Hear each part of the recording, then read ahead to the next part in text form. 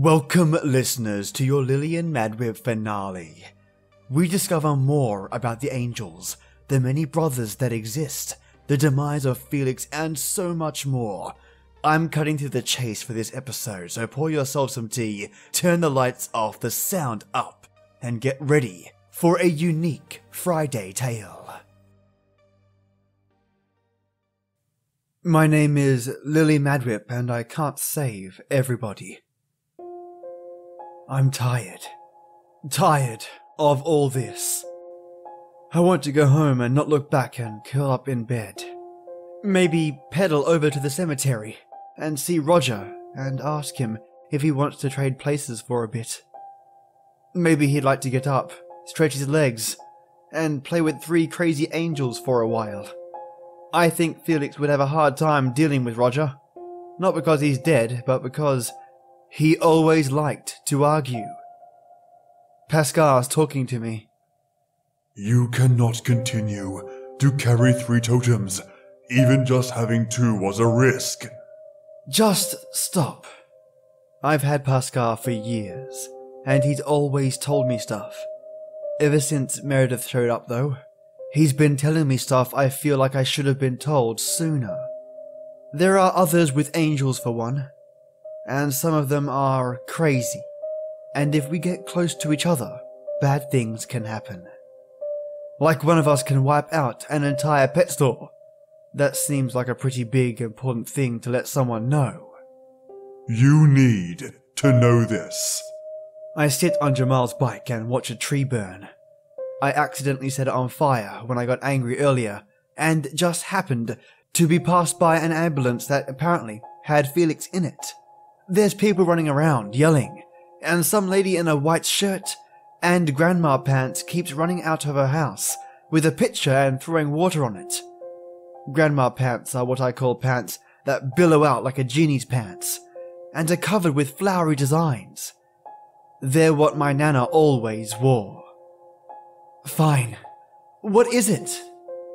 There is an angel named Samael, also called the Seducer, and the one who accuses. He is drawn to power and answers to none but himself. Normally Pascal drones on almost like a computer. Now he sounds afraid. Even when Roger was dangling him out of a car window, he never showed fear. I guess Sammy terrifies him. And what? He's going to kill me because I have 3 totems? Worse. There isn't a lot I can imagine that's worse than dying. Torture? They must be talking about torture. I know torture. I've been in 2 car wrecks recently. I saw a woman burn to death and curl up into a little ball like a pill bug. I had to sit in Mr. Longbow's office right next to Lisa Welch. I'd still rather do those things all over again than die. Just focus, Lily. Get the doll back to Meredith. But why? I ask. If you said she had to die, and not having Nathaniel will get her killed, then isn't this what you want? The totem must be under the control of its earthly connection at the end of their life, in order for it to be passed on. Oh great, that's Dumas speaking.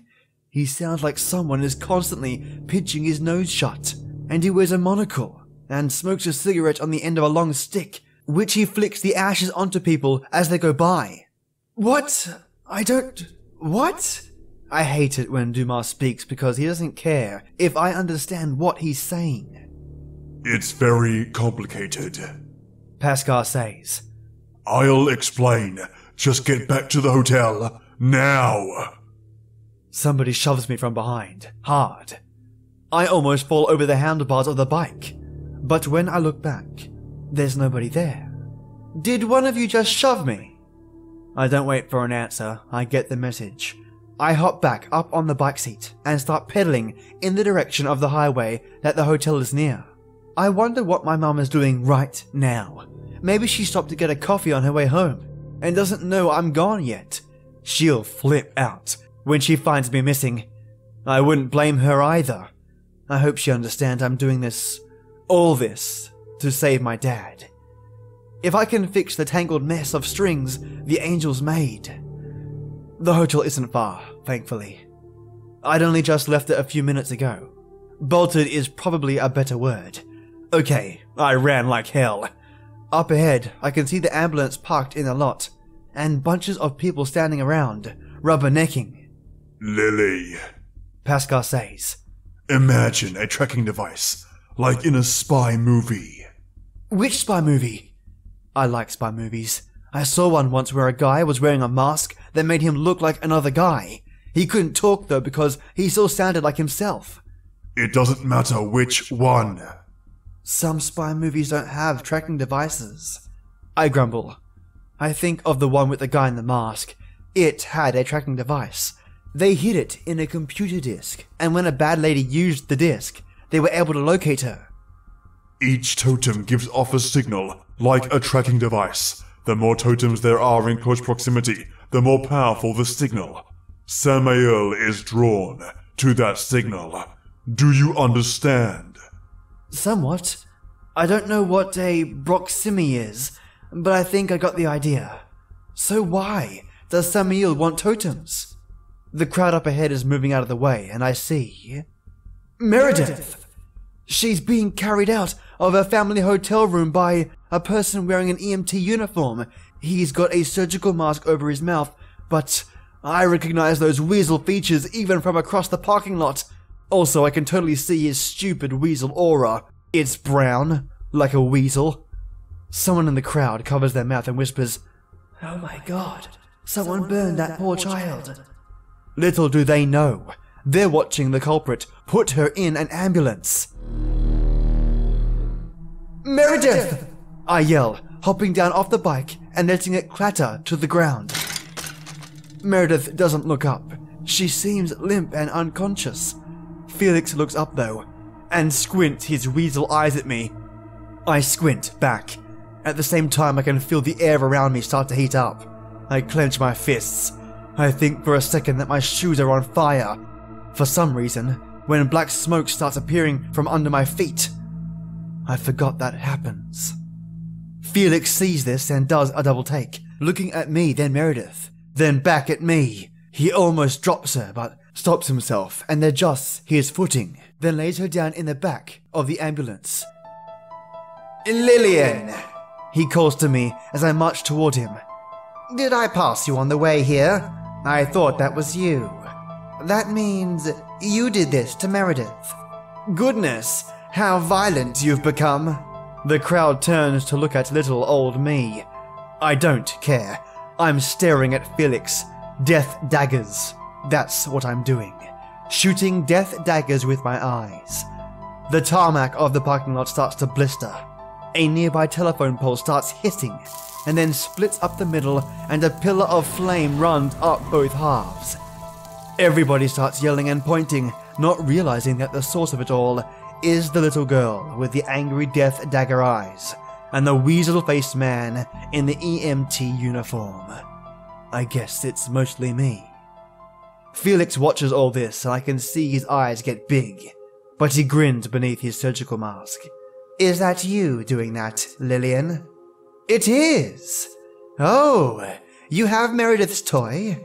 That means I could have this power, doesn't it? If I take it from you.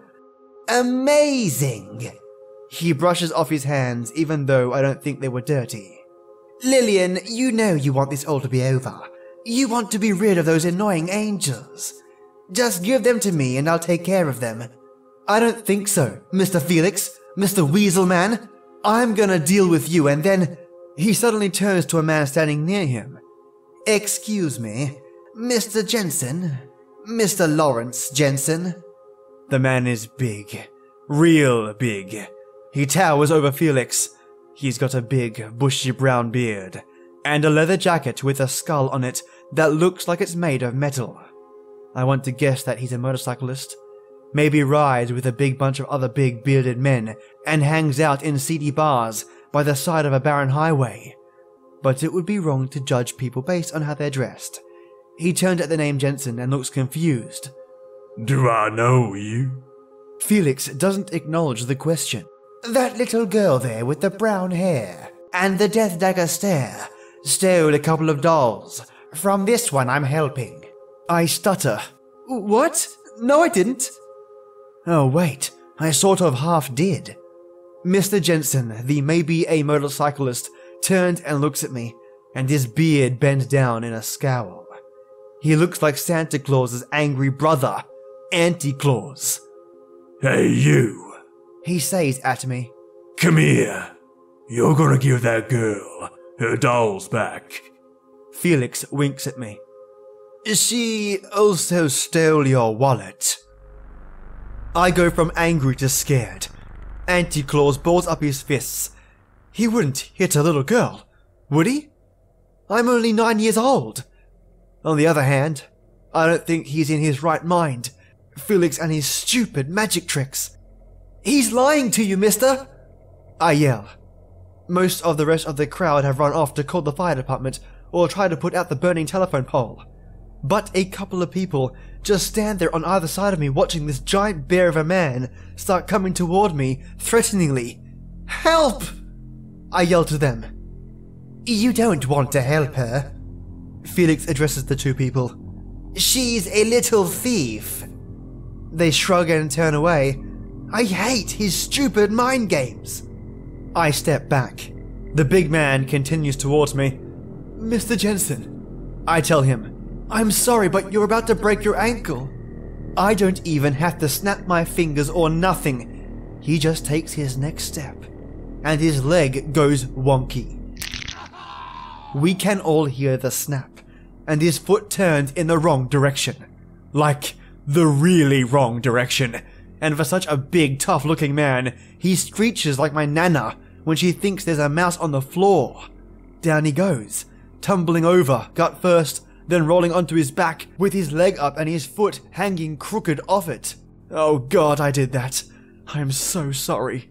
The two people who turned away looked back at Mr. Jensen, then at Felix, who should of course be helping him. What with him being an EMT and all. Felix hoots and claps his hands. Fantastic! Oh my, you are really getting the hang of things, aren't you, my dear? Now I can go back to being mad. Felix is laughing at the poor man's pain. He's got Meredith. He's taunting me. I can feel it all boiling over like when I left the kettle on the stove to heat some water and forgot to listen for the whistle. And all the water boiled off, and then the bottom of the kettle melted into a lump of slag. My dad got so pissed when that happened. I wasn't allowed to heat water by myself anymore after that. I just wanted to make a cup of hot cocoa. I could actually use a cup of hot cocoa right now. Lily, hurry! Pascal says. The black smoke circling about my ankles churn like one of those tide pools you see at the ocean. It swells up, tumbles over itself, and slowly forms into my shadow. I turn and look at Dumas. He nods at me. Felix's jaw drops. What is that? Is that another gift? Oh my, that's one of them. Dumas, of course. From the police officer back at the house. How did you... I see. Will you shut up? I yell at him. As if in response, he immediately goes quiet. His mouth keeps moving, but nothing comes out of it. At first, I think I lost my sense of hearing. Except, of course, I can hear a fire truck siren in the distance and people shouting still. And Auntie Claus lying on the ground howling about his ankle and how he's going to get me. So it's not me. Felix has lost his ability to talk. Perfect! Felix Clay, you have the right to remain silent. I tell him. Dumas steps forward and cracks his knuckles. Except he's made of smoke, so it doesn't really do anything. It doesn't even make a sound. Maybe he wasn't cracking his knuckles. Maybe he was just balling up his hands together for some reason. I don't know. I say he cracks his knuckles. For the first time since I've met him, Felix looks scared. He's clutching his throat, as if he can squeeze the words out of himself like a tube of toothpaste. Roger once stuck a tube of toothpaste under my bedroom door and stomped on the other end, so it squirted all into my room. He said it made my whole room smell minty. It was true, but he still got in trouble for it because he wasted toothpaste, and Dad had to scrub the toothpaste out of the carpeting. My room smelled like toothpaste for months. In a panic, Felix reaches into his pockets. I think for a moment that he secretly had a knife or a gun on him this whole time, in case of emergencies. Wouldn't that just be like him? The weasel. I'm winning and he's going to shoot me. I don't think so. He pulls something out and throws it at me. It's small, and I don't really see what it is, but I cover my face and just happen to catch it in my hand. It's his locket with the photo of his son in it. I look back up and Felix has vanished. Duma is standing there alone, in his shadow form, looking back at what I'm holding. Pascal is shouting something, but it sounds like he's shouting from out the door, down the hall, in the bathroom, like my dad does when he showers and someone flushes the toilet downstairs. I don't know what he's saying. Nathaniel is yelling too. Why do they all have to yell? I need to focus. Duma and I were just about to tear Felix apart. Someone puts their hands on my shoulders from behind. Did Felix get behind me somehow? I feel my fists burning, and I turn ready to punch him with them. But it's not Felix. It's a man dressed all in white. He's got a fancy jacket and tie and pants, and even his shoes are white. His teeth are really white, and he's smiling down at me. His hair is all neat and combed, like Roger was at his funeral. Nobody can really recognize him. Even this man's hair is white, although he doesn't look old or anything. Who are you? I ask, holding my red-hot hands up to show I mean business. I wonder if I would leave black scorch marks on his fancy suit. I'm Raziel, he says. His voice is really soft and gentle, almost like a whisper, except not. Like when you tell someone to whisper but they don't know how, so they just talk like they're trying to coax a cat out of a tree. I look down at the locket in my hands. Raziel was Felix's angel. This locket is Raziel's totem. Why would Felix give me his one means of defending himself? Maybe without it, I can't track him. Maybe he realized that he had no hope of fighting me with 3 angels helping, so he ditched his and ran scurrying like a weasel into some cave to hide. After all, the totems are like tracking devices, Pascal said. Speaking of Pascal, he's gone quiet. They all have. I look up and we're not even standing in the parking lot of the Red Moon Hotel. We're standing in some sort of white room. How did I get here? Am I imagining this? Is this one of my visions? It doesn't feel like it. It feels real. But Pascal and Nathaniel are silent, and my shadow Dumar is missing. Or maybe he's there, it's just that everything is so bright white, I can't really see him. I don't know. You have a lot of questions, I know, Raziel says. I don't, I say. I just need to get back to where I was, and stop your owner from getting away. We can talk later. I got priorities. You don't need to worry about him. He's not going anywhere. Nobody is. Time isn't flowing as it normally does while we talk. So if I go back to the hotel right now, everybody will be frozen in time? No. We're outside of time. So if I go back... He holds his hand up to my face. You can't go back. Not right now. Once you do, things will be just like you left them. Unless you don't want them to be. What do you mean? I can change things. He smiles at me. He must brush his teeth like all the time. All the time. He's really got nice teeth is what I'm saying. I don't normally notice people's teeth, but his are intensely white. Or if you want to change things, we can change things Is that what you want, Lily? Kinda. Of course I would change things.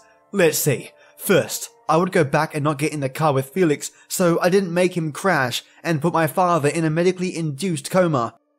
I also wouldn't cause Officer Flower's death by being at Meredith's house, I think. Maybe she'd still be alive. Maybe she'd still die. Or maybe Meredith and Felix would be off together killing normal people.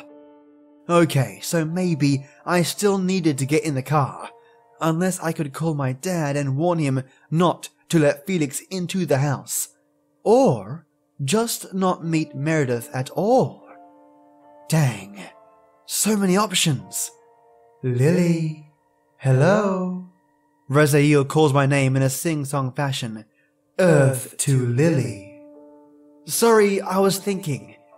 I know, but I also know what you really want to change. I cock my head. What's that? He claps his hands once. It's really loud, and seems to echo even though this white room is so white that I can't tell where it begins or ends. It sounds like he clapped in an auditorium. My name is Lily Madwhip and I see things before they happen. Don't stare at me, ass face! That's my brother, Roger. He doesn't see things before they happen. I know this because... Wait a second. No. This isn't right. Roger is dead. I'm staring at him, it's true, but I wasn't just a moment ago. I was with someone else, a man in white, with white hair and white shoes and a white room. What was his name? Rai Sin? Or something? Roger's not dead. I'm back in the car with him and Mum and Dad. Rai Sin. No. Raziel! Raziel said I could change things. This is what I needed to change. I need to stop Roger from dying. I need to stop my dad from getting us T-boned by a truck. But how do I do that? Do I simply not do anything? Because warning Roger kind of is what got him killed, isn't it? I killed him. Me. But I can change that now. Rest area coming up, Dad says. Does anybody need to go? I do, but should I tell him? Roger will tell him I need to anyway. I need to pee. Me too, Roger declares. I guess he really did need to go. Just don't tell him he's going to die. That's all. Speaking of that, I haven't heard anything from Pascal. I look down at him, buckled up with me, but he's silent. Then I realize that I've got a melted Barbie sitting beside me. Nathaniel? How did you get here? He says nothing. I'm also clenching something in my hand. It's Felix's locket. Roger sees me looking at it. What's that? Your Happy Meal toy? He asks. We're pulling off the highway. There's 2 lanes on the off-ramp. One for the big trucks and one for little cars. Our station wagon takes the second lane and wraps back around to go up a hill to the parking lot for the rest area.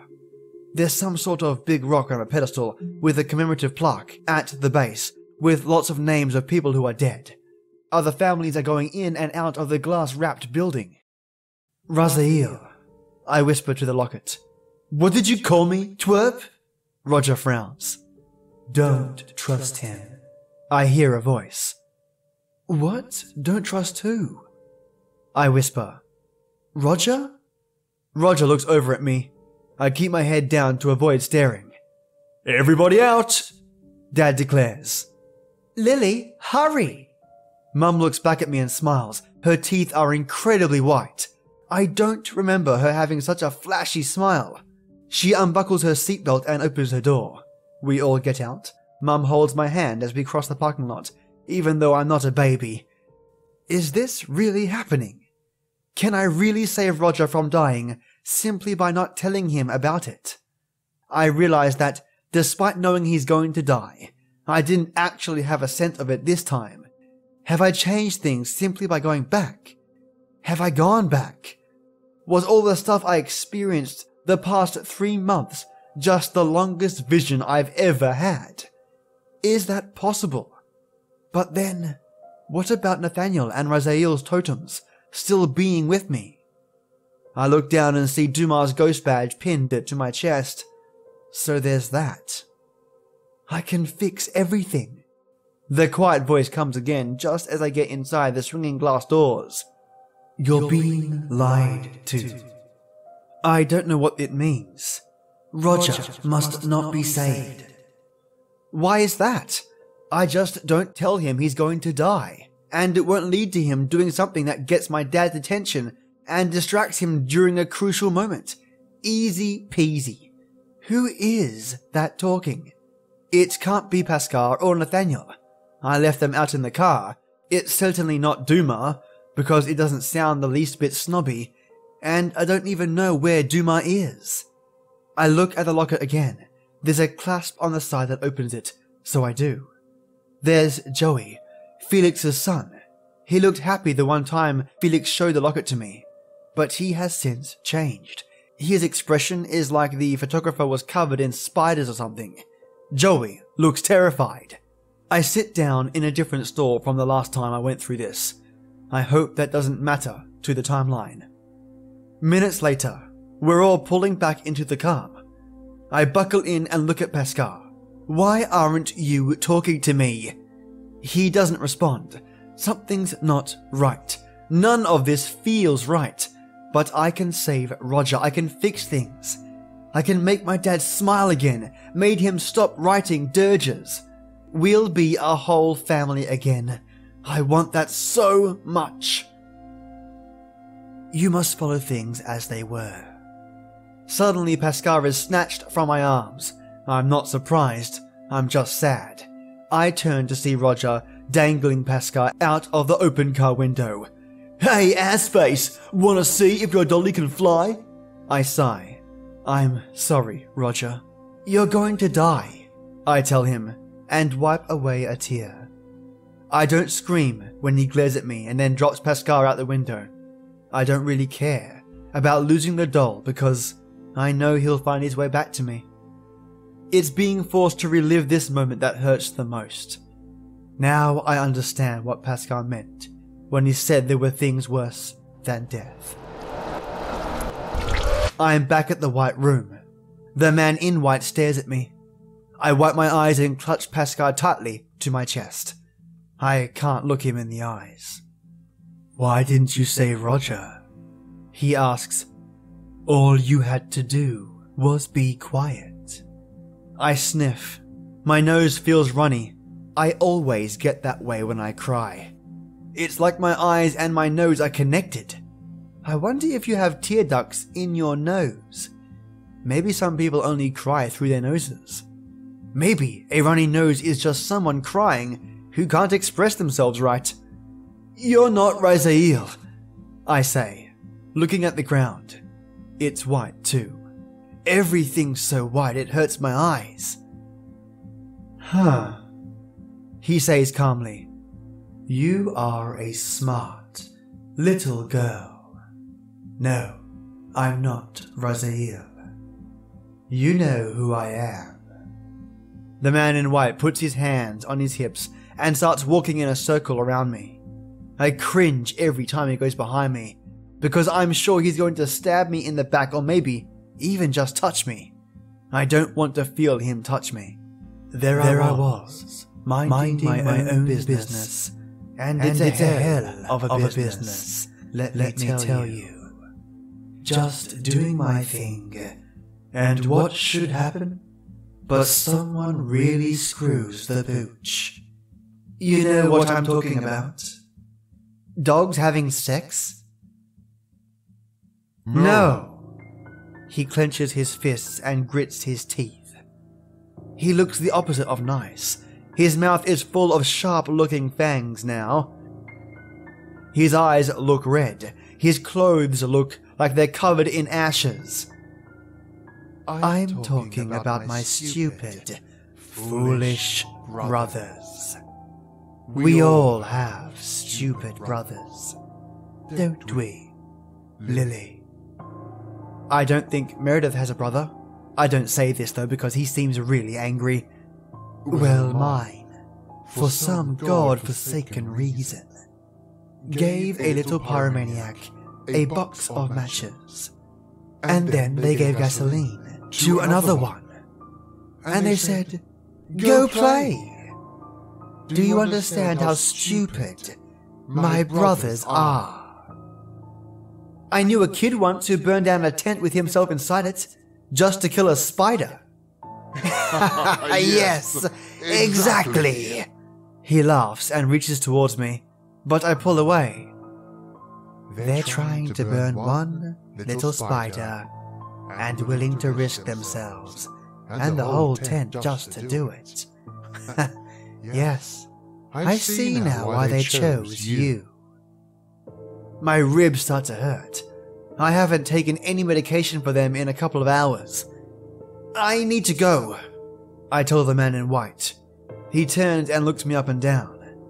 You can't go without paying the toll. What's the toll? It's a cost you pay to travel in certain areas.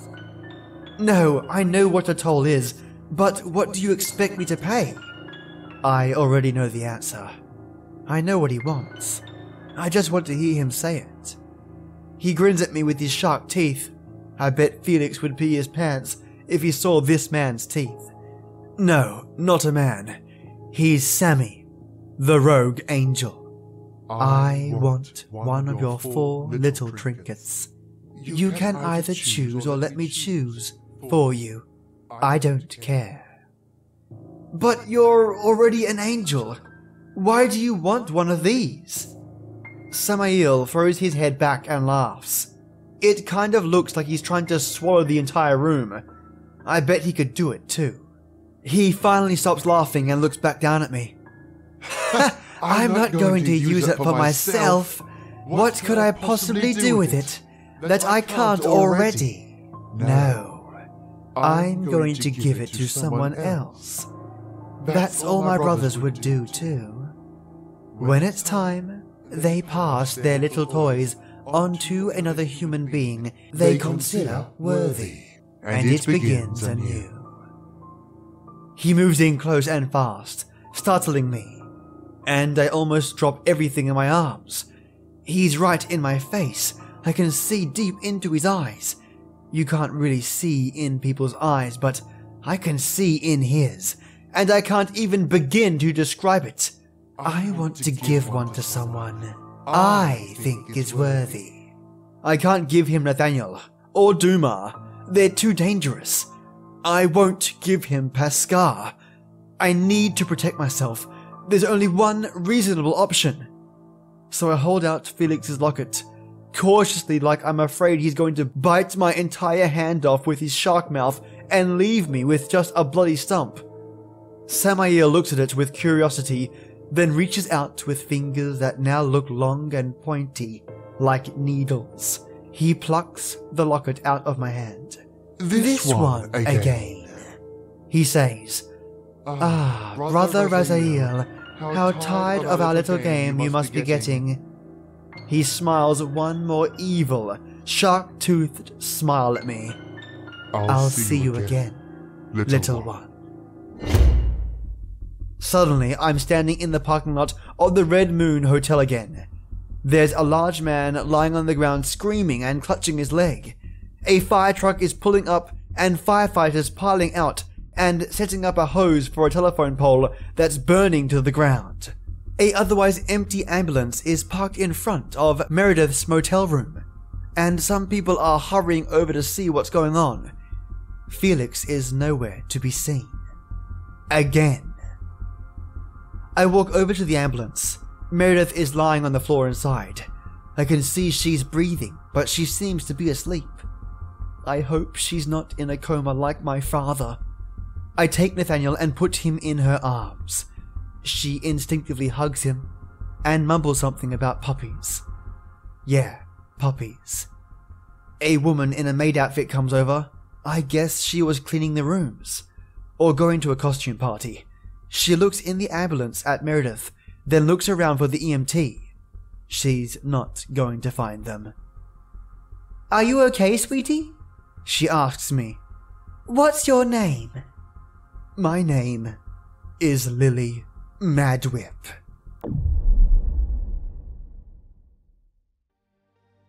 Well, listeners, this concludes the Lillian Madwhip series, at least this part.